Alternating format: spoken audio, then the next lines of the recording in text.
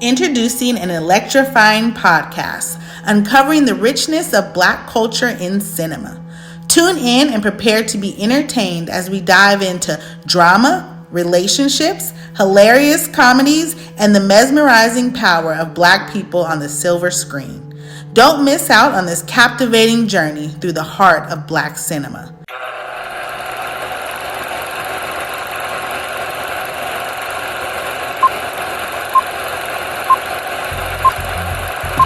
I got my black palms in the air, no arraignment. No need for television, this is black entertainment. It's facts and I'm claiming. And I'ma get you suckers, so knuckle up, Wayne. And we gon' knuckle up at the weigh-in. Introducing your co-host, producer, stand-up comedian, and movie nerd, Keenan Jerome Floyd, and movie enthusiast and the voice of the culture, Jade Barnes. So for this episode's guest, this man really needs no introduction, but we're going to get into him anyway. He's an award-winning screenwriter and producer of great shows like Everybody Hates Chris, The Boondocks, Winning Time, The Lakers Story that was on HBO, graphic novel creator. He was a stand-in for Michael Clark Duncan and a fellow Black horror aficionado. Please welcome the amazing Rodney Barnes. Thank you for that. Well, I'm glad you came. Glad I came. And you like my, I think the sex. things. I went Halloween time just for you. Yes. My whole neighborhood proud. This is kind of uncomfortable, but yes. One of the reasons I wanted to have you on the podcast today was because it seems that you're taking part in remixing the Black horror genre, specifically. Black people, we don't have any reason to be scared of Halloween now. Because it's literally, it's the thing. Yeah. Everything now, when it comes to scary stuff, Black people are represented. We have Blackening, we have Jordan Peele, we even have Medea's Boo Halloween. That's true. So we're really stepping it up when it comes to the horror game. Now, I know that you recently started a comic book company called Zombie Love Studios. Yes. Go ahead and gloat about it. What is it about? Who wants to know? Why did you start it? Well, when I've done a few comic books at this point, and because I work in television and film, every time you make a TV show or a movie, you have to ask somebody for permission, and you have to run it through gatekeepers, and they have a say in how a thing comes out. It's not always just pure from your head to the screen. So in writing comics, which is probably the closest thing to being able to purely write from the heart, I wanted to have a process where I could think of something and then just make it, where I didn't have to go through a process at all. And to me, it would be closer to what was really in my heart and what I really wanted. So I started a company. I want to focus on the great things that. Just pulled it out of the black magician. I'm kidding myself. It's my nerd book. Yeah, I didn't see you doing. So the first graphic novel that your company,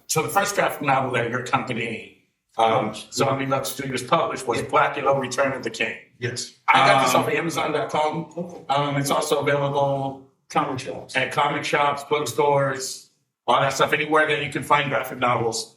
But with this particular book, I read the introduction, right? I read the introduction and I connected it. I mean, because when I was a kid, movies was when I was a kid in college, I would see movies that really no one else had seen. Yes. So I'm going telling people about these goofy movies, these goofy Japanese, Korean movies and stuff, and horror movies, and everyone's looking at me like I'm crazy.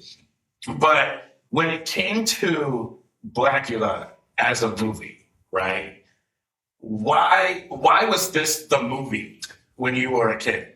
I grew up only child, and I watched a lot of movies, and I was a big fan of the Universal Monsters, Werewolf, Frankenstein, Dracula, and I was a fan of the Hammer films, where Christopher Lee, Peter Cushing, Dracula movies primarily. Never saw Black people. Loved the movies, but I always wondered where we were. So one night I see a trailer for BLACULA. I'm a kid. I'm 6, 7 years old, whatever it is. And I begged my mother to take me to see this movie. And she did. And not only was the movie black, he comes from Africa. Well, Transylvania in this movie, but he was African. He comes to America and, South Central. But the audience was all black. And it was one of those experiences where if you're old enough, where the black people talk to the screen. Mm-hmm. So it was like an interactive experience. It wasn't just going to the movies like, up until that point, the movies would be for Disney movies and that kind of stuff. But this was a completely different experience. And so it stuck with me. And then as I got older and I would revisit the movie, I saw some of the problematic elements of just blaxploitation in general, not having budgets, plot holes, different things. So I said that if I ever got the opportunity to redo it or play with it, I would sort of extricate the parts that were problematic and elevate the parts that I thought really worked. And the biggest part that really worked was the late, great William Marshall, to me, who was a Shakespearean actor, Othello. And to me, he was as good as Bela Lugosi was as Dracula. So I wanted to try to elevate the idea of him, to put him in an elegant setting, even though he's in the same place and all of that, but the ideas behind the story were just as big as they would be for one of those other movies. So it was really just a childhood dream come true. So, yeah. I think there's a couple of things, as he mentioned in a few interviews, about the importance of having that elegance and sophistication. Yeah. They wanted him to be a lot of time. Exactly. Yeah. And they wanted him to be like a pimp man. And like that, which makes sense if you white women. I mean, if that's what, as a movie, as a plot device, it makes sense. I mean, that's what I'm going to be for Halloween. Yeah. That's what I'm trying. Yeah. I'm a doctor who more drugs and vampires. You got to be angrier. You got to have a little more basic. And Oscar's got a flash. You got to be able to capture that type of. And I got to repeat myself on multiple. It's true. A lot. That's true. And start in school. You want me to suck your blood? I mean, did you want me to suck your blood? Yeah. And I have to talk like this. And not snow bunny blood. Not snow bunny blood. It better be black blood. Let me tell you something. It better be black blood. I'm sorry, I don't understand that. There was one part that I took away about the story is your mom was dating. Yeah. And you were like, hey, like, where do you want to go, son? And you were like, Blackula is it. We gotta go. Now, did y'all sit together or were you in like a different room? No, well, it was weird because it was a date. And I remember they bought me enough popcorn and stuff to where I wasn't a part of what they were doing. So I don't know. They could have been doing anything. Yeah. I know I was here in my little bubble, and they were over there, but I was so focused on the movie. Yeah. Bringing the past into the future, you got to book BLACULA. And I'll start with the movie. Yes. Now, we got to get into talking about this movie. Yes. Because this movie, okay, full disclosure, when I saw it for this episode, it was the first time I had ever seen it. Somebody just breaks.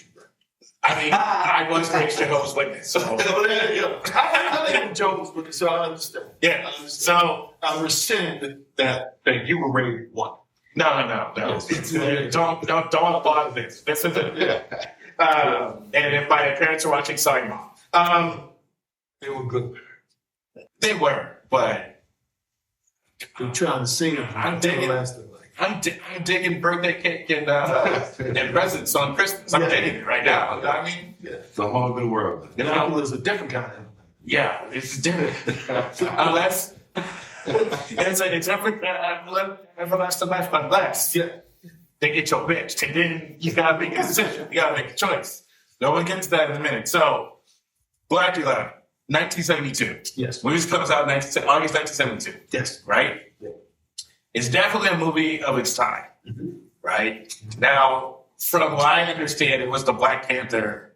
Like, when Black Panther came out in 2018, that was like our BLACULA. Like, every Black person went and dressed up, and it was finally representation of a superhero.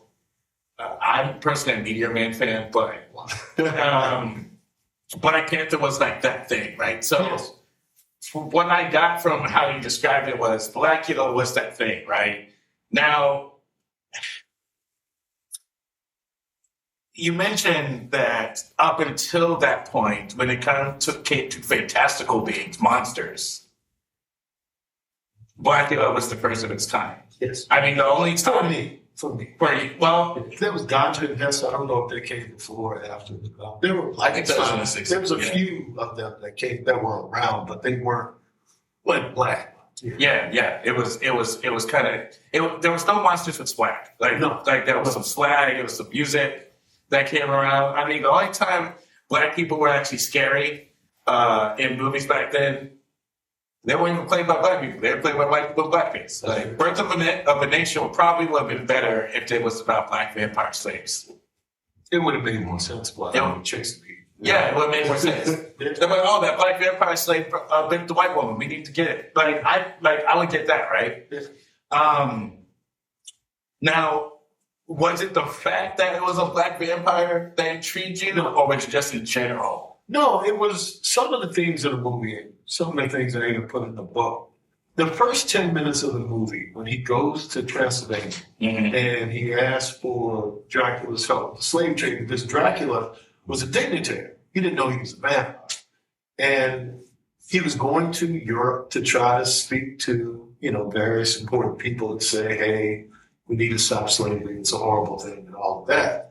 And the way Dracula flipped on him at 6, 7 years old when you see this, and I had never seen Dracula portrayed like that, or even talking to a black person, but talking about slavery and the way that his iteration of what Dracula was, it just sort of grabbed me. So the story grabbed me as much as it was the idea of a vampire. And he put this curse on him. Now, just calling him BLACULA. They're problematic that, because he's black, I'm just going to call him. Right. Like, if you've been a white dude, it's like, we'll call him Lester. It wasn't white. It was like, well, because he was black, like, I got to call you black. And that part, even back then, I was like, I understand Dracula and BLACULA sound alike, so it's kind of cool from a marketing place. And this is the first of its kind, and we're marketing it to black people, so we're going to call it BLACULA. But I always had a problem with the name. Mm-hmm. But beyond that, and him getting to South Central and the guys, the art dealers, bringing him ironically to another black, to America, to a black community, there were a lot of scenes. I think Wayne Crane directed that movie. The scene in the coroner's office where the woman thaws, the cab driver thaws, and she runs down the hallway and got the hook. And she gets him. There were like 3 or 4 really classic vampire scenes in that movie that were as good as anything I'd seen up until that point. So beyond the idea of a black vampire, beyond the idea of black people in the movie itself, for a 6, 7-year-old kid, was effective in being able to just grab me as a horror film. Well, the fact that the movie starts out with her hanging out with Dracula in the first place, right? And in the modern sense, you're watching it and you're like, yo, Dracula knows about the slave trade. Like, you're thinking, is Dracula an ally? What is happening? Like, it was personal in that he flipped on Prince Mamuwalde, then told his wife, you're going to die, I'm going to starve you, and you get this, they had done something to him. As soon as they, in the middle of the conversation, Dracula turned to his wife and said, you brought your delicious wife. Mm-hmm. I was like, yo, you going to call the man's queen delicious in front of him and not expect to get slapped? I'm like, something is about to happen. Yeah. And ever since that happened, he just started slapping people throughout the movie. He came out the coffin, picked slapping people. Yeah. He just... Yeah. Can you have a vampire that doesn't slap people like this? Because I noticed in the book there were some good slaps with it there. Yes, but I think it's weird when you have. Oh, well, I'll say this because I write 2 vampire books, Philadelphia and BLACULA. It's hard to have a vampire fight because they bite each other. Right. So, and the bite is the end of it. Once you bite somebody or a human, the fight is in essence over. So, unless it's like Blade where they know karate or you have a weapon of some sort, you really are punching and slapping and doing whatever, conventional fighting. Well, this guy's a gentleman, so he pimp slapped. He's a gentleman who was originally supposed to be a pimp, so he pimped the giver. He pimp slapped people respectfully. Yes, he didn't know that's what he was. Yeah, that's what I was going to say. So Dracula likes Dracula every now and then wants dark meat, so he imports it. I'm glad that in the book you also made Mama Wally Nigerian. Because in the movie, he's just African. Like in the 70s, it's African. It's the same place. It's all everything's like the same place. Yeah, It's like Detroit. yeah. He's from the east side of Africa. Yes. So let's talk about when it goes to present day, aka 1972 Transylvania. And you have these two gay like interior decorators. They're to buy Dracula's castle. They're just how much Well, they that buy is furniture. his The furniture? antique deal. I mean, sure, but The antique dealers, when they decide to go to Eastern Europe to get furniture, And took us off from the all the way from there. And I don't know if they ever acknowledged that they were in Dracula's castle, which would warrant if somebody said, do Dracula's castle, Dracula's stuff is for sale. And so we're going to fly from South Central to Dracula's castle and get his stuff. I mean, the fact that they're standing there in their Sonny and Cher outfits with afros and just looking around like, this is cute. And I'm just like, what the hell? What is this? I was thinking, how successful are they? That they Selling can go it in here. and get all of these. Because I don't know of a really successful antique store. Well, you remember that video? Did you ever see that video of Michael Jackson when he's in that store and the camera's following him around like they're interviewing? Yeah, that's in Vegas. Yeah, and it's like he's like, I'll take two of those. Yes. He's like, and I'll take this couch, and he's like, can you afford it? He's like, yes, I'll take this elephant, I'll take. That's like what the scene felt like. They're like, yeah, we'll take this. Oh, this coffin, it's cheap. We'll take this too. And I'm just like, And nobody checks. nobody's What they checking. buy. It's a coffin that's just sitting there. Logical thing to do. Like the first thing, like let's just make sure everything's okay. Yeah. And then the first thing that happens, because they're an interracial gay couple, which is, first of all, it's a no-no in 1972 exploitation film. Because basically what they say at the end of the movie, they say, it's these gay guys' fault. This is happening. That's what the cops say. Everything is sort of heightened. Like, if they're gay, they have to be like really. Yeah, it's over And the if they're top. black, everybody is a big afro, and they're all like extra black. And then even when Prince Wally becomes a vampire, his afro gets bigger, his lapels get bigger, his eyebrows get bigger. It's like he gets blacker as he's becoming a vampire. And so he's not just a vampire; he gets blacker. Black. As a vampire. He's BLACULA. Yeah, he's blacker. So blackness. So they're in Watts or wherever, they're in Watts, and as soon as BLACULA comes out, he slaps the Afro-Latino man, Yes. and he spins and falls into some boxes, and then he doesn't even bother to slap the white guy. He just bites him because it's a blaxploitation film. Yes. So he's like, "Fuck you, whitey." So he bites him in the neck. We don't even see him again. I don't think. Do we see the white guy again? He came back in the garage when they were lighting them all on fire. And When they all met in the garage, like they had a vampire garage in a warehouse, Yeah. and they all set them on fire, and they all. Which was a wild scene. Like You had a cop. You had all of the vampires that he had bitten throughout the movie. surrounding it, and all of a sudden these lanterns just turn into fires. And Yeah. throw no flame. Yeah. Just toss it, fire. Yes. Perfect fire. Yeah. Yes, I remember that. And then they took the Afro-Latino to the morgue. He jumped up, got stabbed. Oops, that was rough. Rough for him, right? Then BLACULA starts hanging out in South Central. He goes to the club. In the He club. goes to the He shop. goes to the club. Man, that's like Man, cake. Man, that's what Nobody's do. Yeah.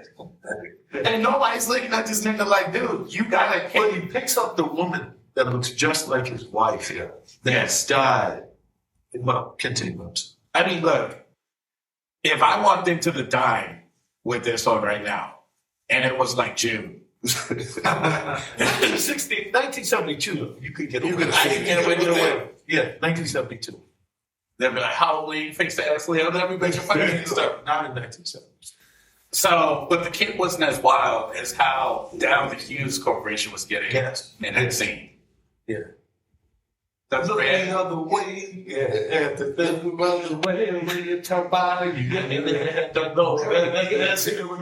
So it's like Mike, no Mike, juke it out. I'm like, okay. But the song lasted like an hour. It was a really, really It's like they played the whole scene, like, and with that one song. never lost a breath. No. I mean, just full. Yeah, that scene for me, I think my favorite part was Skillet. Skill. It was just like, listen, Skillet, everybody's got a friend like a Skillet. You're a VIP, you got your bottle, they come out, oh, we're going to drink this champagne. Like, we're going to get into that. You have a friend like Skillet? I was scared. I was. You on the inside. I was scared.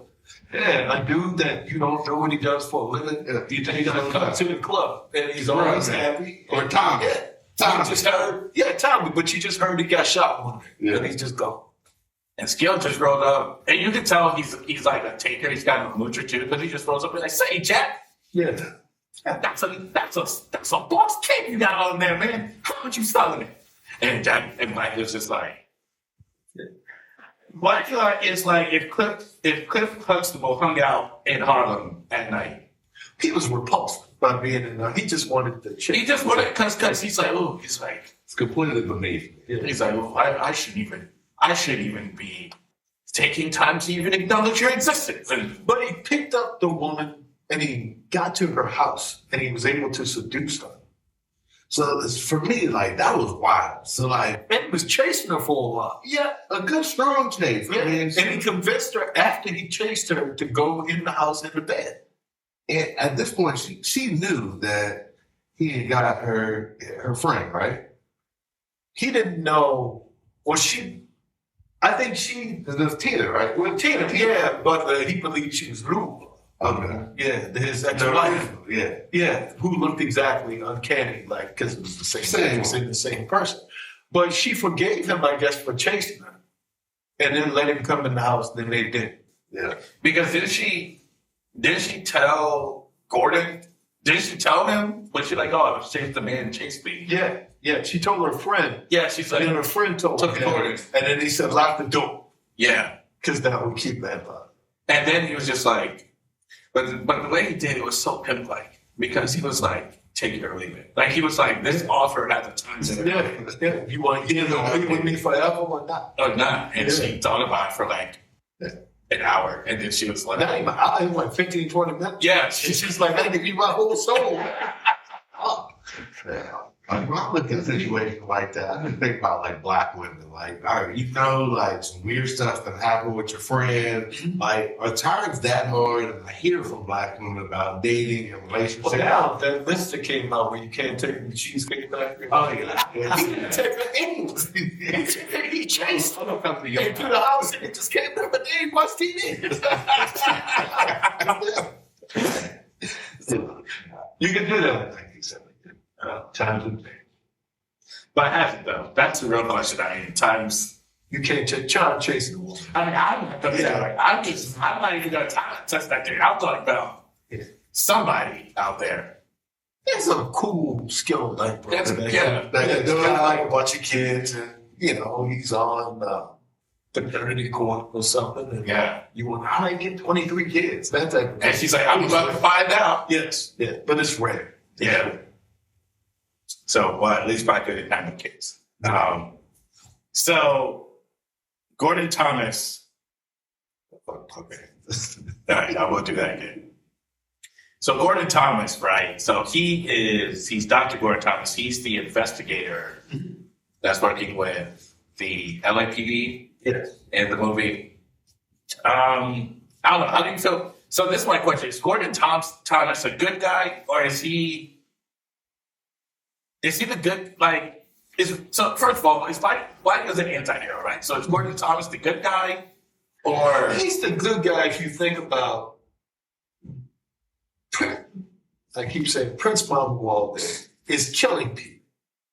So even though BLACULA's like anti-hero, he's still the captor. He's taking innocent back. The girl in the dark room sure, that was in the club, she got it. The cab driver got it. Like the art dealers, they got it. Mhm. So it's not like he's being a hero. The only thing is he's kind of a badass. He represents a badass vampire, but he's not doing anything good. So, is he a hero? Now, do you think the cab driver would have died if she didn't call her boy and saw his prestige? Yes, he had to eat something. Okay. He had to drink blood, but it did seem like he bit you after you talk shit. Yeah. I want to do that. You know, it was him for my fans. Yeah. Boy? Yeah. Who do you call a boy? He growled a little bit before he got into it. Well, She was like, hey, wait a minute. Yeah, they do that. It's one of those things when you're sitting at home and you're like, what am I going to have to eat? Then you got a Wingstop email. And you're like, Wingstop. Well, I did an autographed picture of her. Really? Yeah, I bought it on eBay. I don't know if it was really her, but yeah, I bought it for like $12. Goodbye. On her with the hook like running down the hallway. So yeah, I'm dead. so Gordon Thomas, he has drinks with this man multiple times Well, at the same club. At the Same tape. guys chasing. same table, same But bed. ironically, for being in a coffin for a couple hundred years, doesn't smell bad. Isn't dusty. No, Hands perfect. he's getting women. Everything's right. Getting women. Yeah. The guys want to meet him. They want to wear his cape. Yeah. And then in the middle of drinking, Gordon Thomas starts acting like a Jehovah's Witness and started asking him all these faith-based questions. Where, they're drinking. He's like, do you believe in Satan? And, and then Well, he's questioning whether or not he believes he could be a vampire. So he's investigating. Detective. Yeah, he's doing his detective work. You ask questions. do you believe in the occult? And like BLACULA, he's like, you don't want to do that to me. He's like, I find it intriguing. That's like how he answered with such like a pet move. It's like, he's like, what are you gonna do? He's like, really, what are you gonna do? But he got him. Spoiler alert. He got him, and that kind of brings me to the love interest of Tina, because Tina had a rough time in this movie. She looked good, though. She did. She did look good. She was worth coming back a couple hundred years and chasing down. Yeah. But that's like the common theme. I feel like men have gone to war over women, everything. Like he's come back 200 years. Like, hey, I gotta have my woman, and anybody who gets in the way is out of here. Yeah. Well, what I give up to him is that he came back for one woman. Well, he didn't know that, though. But That's the part when I say the plot hole. Like he gets sent to another place where exactly the woman who looks exactly like his wife is running around going to the club. Divine intervention. Okay. Yeah. It's a descendant. Like she's a part of the blood. Same haircut, same everything. Everything's the same except she doesn't have the African garb. Yeah. She's not the ancestor, who's the person that's the new person, the new generation. I don't know his name. I don't know his name, but anyway. But long story short, Tina had a rough time. That's how blaxploitation movies do. They usually unless they start paying beer, the women in blaxploitation movies always seem to get the short end of the stick. Coffee. Yeah. It was another Judy Pace. Richard Roundtree passed today. Oh wow. I know this. Recipes of Roundtree. Yeah. Love Richard Roundtree. Yeah, chef, man. Yeah, chef. One more silence for Richard Roundtree.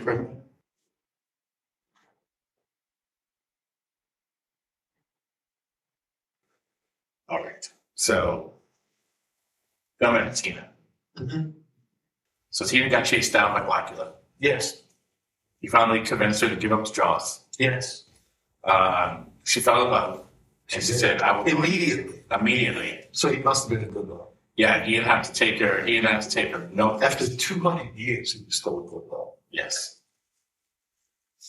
They're killing us right now. I was saying a lot of us getting make before. Yeah. They're killing us. They're killing us. So she falls in love. Yeah. They're going to escape. Yeah. They get to the sewage plant or the power plant, the power plant, I believe. And of course, the LAPD show up with Gordon Thomas. They know they can't kill Dracula with bullets. But they're not shooting. But they don't know exactly that he's a vampire until Gordon does. When no one else really believes. And the other guy is part. Yeah. He's part. Because they came prepared. They came with the cross. They came with the snake. But everybody else was sort of just a cop waiting to be bit or tossed. He took one and he hit his head up against a pipe. Yeah. And tossed him. And tossed me. I mean, the fight at the end was a lot of shoving and a lot of slapping. Yeah. Like, it wasn't. Yeah. And then he climbed up the one place he couldn't get away from unless he turned to a bat, but the sun was going.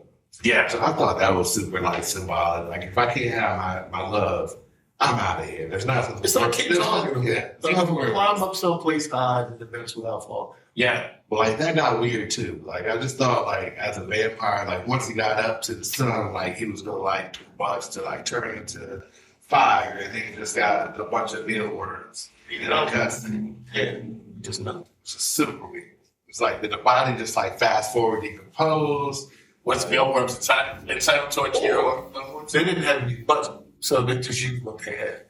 Speaking of that, I feel like the film got praise for a lot of the CGI that was there. And like The bat. yeah, the That bat was the only thing that I The saw. bat. Everything else was practice. so just like let's raise up and cut the back. Yeah, so animation. Oh, no, you mean at the end where? When he was flying, when he flew, the animated bat. Yeah. Well, I mean, I understand why he's upset because they killed this woman twice. Yeah. They shot her as a human. Yeah. And then he put her in the coffin to say words. And without looking, as the LAPD does, they stabbed her with a stake. She dies again. Yes. So he says, "For why do I have to live?" And then he climbed into the sun and turned into a mealworm meal. Black love is the craziest thing, man. It was passion. Passion. It's passion. So, for y'all out there, the lesson you can take from the movie BLACULA is make sure you lay down the pipe good enough so that a woman will fall in love with you for 20 minutes and willing to die twice. That's some deep love. And he didn't have a job. And no doubt. Yeah. He was literally dusty. He had 200 years worth of dust. Yeah. And she still loved him. And she still loved him. There's hope for some brothers out there.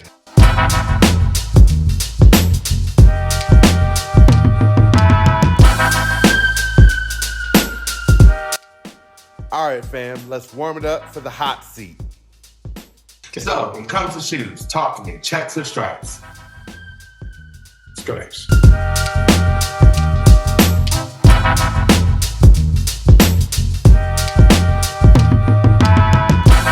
Whose side are you on, Will or James? Oh, man. I'll say Will.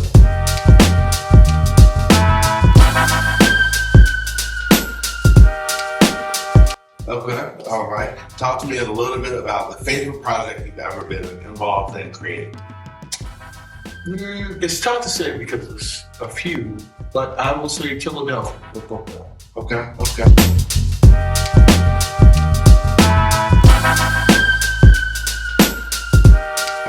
And then in terms of free time, I imagine you probably don't have Not much. a lot. But what do you do in your free time to pass? Movies. A lot of movies. Theater. Books.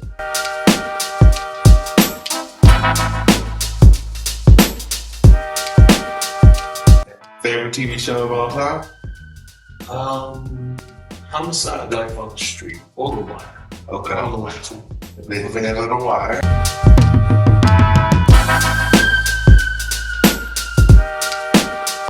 Okay. When it comes to grits, salt and pepper or sugar? Sure. 100%. I'm gonna show you that.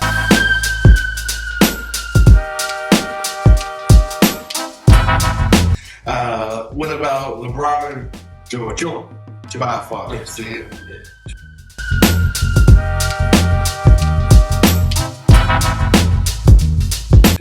And then for kids, welcome to No Ones. I'm going to say no whoopings because I'll only beat half of my kids. So the younger ones, they haven't been beaten. So I'm relying on them. So How's the improv turned out, or TV dish? So, yeah, it's TBD. I don't know. I don't know where it's from.